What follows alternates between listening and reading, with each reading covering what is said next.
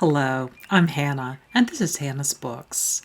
On this Tag Tuesday, I bring you the Nosy Nonfiction book tag, created by Sean Steadfast. Bill Rutenberg was kind enough to tag me. This tag is a great fit with the Nonfiction Top 10 tag, created a few months ago by Lukash, a Totally Pretentious. I'll link to all of them in the description box. So, the first question. What subject or area of nonfiction did you begin with? Was it history, biography, science, economics, archaeology, anthropology, math, etc.? Was there a specific event, person, or book that set you on your path? My father encouraged me to fall in love with nonfiction back when I was a little girl. I mentioned in one of my very first videos that a thick blue hardback biography of Helen Keller was one of my early favorites. But then for a couple of years, I only read fiction. And I pretty much read every bit of fiction in my elementary school library. When I was starting fourth grade, I think, I was coming to the end of the series of the 54 Nancy Drew mysteries aimed at young people, which were in print at that point. It was a crisis moment for me to run out of the books in the series. What would be my next book? My father, a very gentle man, pretty much forced me or dared me to read a nonfiction book. He suggested that since I loved the Helen Keller book enough to check it out every couple of months for a reread, biography might be a reasonable place to begin. And his suggestion definitely clicked for me. Which is the start of my answer to the second question. Where did you get your first books from to feed your new passion? Did you check them out of a library, borrow them from friends or family, or purchase them? Did you have any guidance from anyone? I lived in a small town in rural North Carolina and then in South Carolina without a real bookstore. And back then, of course, one could not pop onto Book Depository or Amazon or Abe's Books or whatever to place an order to be delivered in the next day's post. My school librarian steered me to the small section of biographies in the elementary school library. A great number of them were about the childhoods of famous people. I read all about the early years of a number of different U.S. presidents, for example. But my favorite sub-genre were biographies of the childhoods of famous composers. I'm probably wrong, but as I remember it, my very first biography from this period was of Joseph Haydn, a composer who wrote one of the pieces I was learning to play on the piano. The part that stuck with me most, and that I seem to make allusions to regularly, is when Haydn was sitting in school in a close-fitting classroom full of students sitting at desks with inkwells. He found himself tempted by the small ponytail of the boy in front of him, and he lopped it off and dipped it in the ink. I don't know if the story is a product of my imagination and poor memory, if it was a product of the biographer's imagination, or if there's actual documentation for such an act. Anyway, as the owner of a ponytail myself at that point, it was fantastic and fueled many dreams. All these books came from the library, but my parents somehow arranged for other books to appear regularly, whether they ordered them or acquired them for me when one or the other of them were visiting cities with bookstores. Right about the time I started reading nonfiction, all of us spent a significant amount of time in West Philadelphia, and I think we visited at least one bookstore almost every day we were in town. We also spent time in Boston during that year, so I did own a fair number of books. But my primary source of reading material was always the library, and it still is. Incidentally, after a couple of biographies, I started adding in a new set of mysteries to fill my Nancy Drew obsession by Agatha Christie. Nonfiction, though, stayed a part of my regular repertoire from then on. Next prompt. Is your first love still the love of your nonfiction reading life, or was it a gateway to other subjects that took over as number one? This one's really hard for me to answer. I think the answer is yes, but there's a big caveat.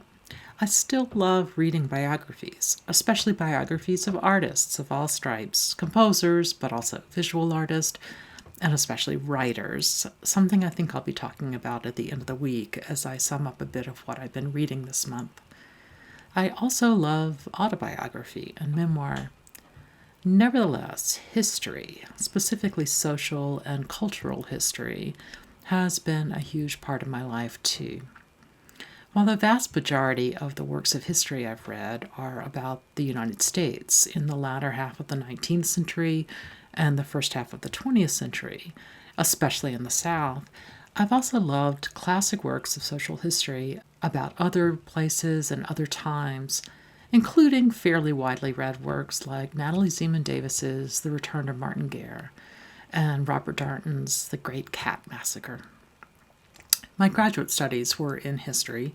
Most of my book publishing friends are historians, and I've published a couple of historical books myself. Trust me, neither are books you've heard of, unless you've heard me mention them. Question 4. Did you pursue any of your interests with formal education at university level? If so, what level did you finish, and was it the experience you'd hoped for? Well, I jumped the gun a little, didn't I? I have a PhD in history, and I used to teach at a university, but I'm no longer a professor.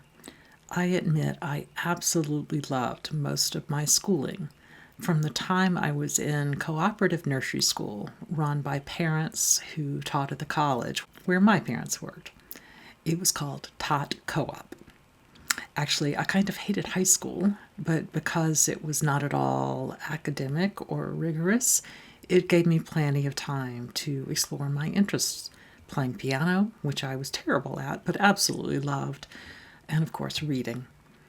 Then I went to a very rigorous college, and the transition was incredibly exciting, but also incredibly challenging. I had learned no real study skills up to that point. I'd never even written a paper before.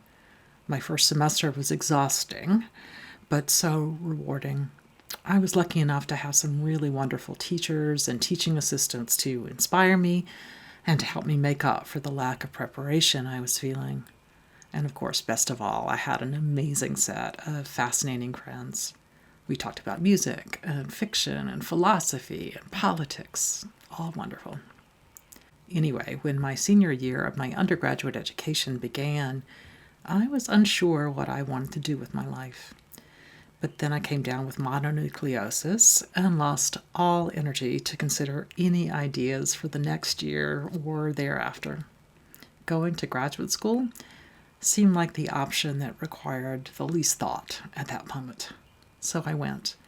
And again, I loved most of the experience. I was surrounded by brilliant and funny peers. I had a great deal of time to read and think and discuss ideas, and to a large degree got to set my own schedule and priorities. And I had a graduate fellowship, meaning that while I did not make much money, I didn't have to go into debt. Do not go to graduate school in the humanities if you don't have a fellowship or a personal war chest. The next prompt. Do you feel you should have pursued other interests or subjects? I loved history grad school, and I loved the process of researching and writing about social history, but I admit that I made my career plan at a moment when I was really too sick to think things through. And honestly, I even chose my college major for the wrong reasons. History, partly because of fear. I was too scared to take real science classes because I didn't have the background from high school. I was scared to major in English, not because of the reading, but because the English department required a much more significant knowledge of foreign languages. In those years, my southern accent was so noticeable that whenever I opened my mouth, my new friends would say, "Where are you from?" In my French class, I tried to convince my Parisian professor that I was from the south of France, but he wasn't buying it. So, because of the extra language requirements, I didn't even consider majoring in literature.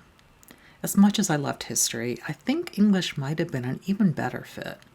The link between fiction, or poetry or drama or whatever, and nonfiction, that is, people writing nonfiction about fiction, feels like it might have been a wonderful fit for me. And so I read and explore some of that kind of work now. The sixth question. Are you now a specialist and read only within one area of nonfiction? Or do you branch out? Do you read fiction? If so, what genre do you turn to when you want something lighter or different to read? Well, yet again, I kind of jumped ahead. Yes, I read a few areas of nonfiction, and I definitely read a lot of fiction too, although not a ton of new releases. For something light, I often read memoirs if I want nonfiction, or mysteries if I'm in a fiction mood. The mysteries I like most are often kind of cozy, nothing too gory or intense, and usually with female detectives, although not always. Since I've been talking about academia, I'll give a shout out to the mysteries of Amanda Cross, the pen name of a scholar whose feminist works I used to read, about a literature professor who solves murders involving not only academic settings, but links to great authors or novels. Lots of fun. Next, if you are a specialist or not, do you prefer academic studies, general works, or scholarly but not overly academic? I do love a good academic study, but when I'm not reading in my own field, I prefer to read works written with elegant prose and accessible to readers who might not already know all the contours of a specific field. I do want to have citations available for any big claims an author makes, an issue I'll be talking about in relationship to a book I just read, and we'll be discussing in a video at the end of the week, I think. Anyway, I enjoy explicit debates with other scholars or discussion of historiographical context in footnotes or endnotes, but I don't want that kind of thing appearing in the actual narrative in general. When the explicit academic part of a book, the part designed for scholars in particular fields, is put in citations, the text itself can often work very well for people with wide-ranging backgrounds and interests. Question 8. Do you collect books in your area of interests, or do you read and pass the books on, sell, or borrow almost exclusively from a library? If you do collect, do you prefer hardcover or paperback? Do they need to be first editions in fine condition, or are you happy with an ex-library copy or underlining in them? No, I'm not a real collector, although I am an accumulator. I do like to own works, especially when I think I might want to look at them again, or just to be surrounded by books that have meant a lot to me over the years, and also so I can write notes in the books without guilt. I wouldn't say I prefer paperbacks, but they're definitely more affordable. Ex-library used copies are fine with me, and minor underlining or even very minor highlighting is okay, as long as it is not in pink. Although when I have an affordable alternative, I would choose the one without textual marks. And I use my local libraries very heavily, at least when they aren't closed for pandemics. If you check out a book from the library with tiny pencil checks occasionally appearing in the margins, that was me. I'm sorry. Okay, question 9. Do you read exclusively newer publications, or do you enjoy reading what writers had to say on your subject in the past as well? Although I happily read older works of biography, I definitely tend to read new academic history, works that are shaped by current debates in historiography. And even with biography, I'm sometimes wary of older books because they often contain sexist or racist ideas or interpretations, not necessarily horribly cruel stuff, just annoying assumptions. When I'm reading just for my own pleasure, I don't usually see a need to put up with that kind of writing. There's enough out there to keep me busy. The last substantive question. What was the most you ever paid for a book in your main area of interest? Was it new or used? I really don't know. I certainly had to buy some very expensive university press books that had just been published back when I was most active in my field. I think the most expensive nonfiction book I own now that was not required for my career is a knitting book by Alice Starmore, one my husband gave me for my 40th birthday. Then Starmore's two most widely praised books, one on knitting cables and one on color work, were both out of print and extremely difficult to find. He tracked one down.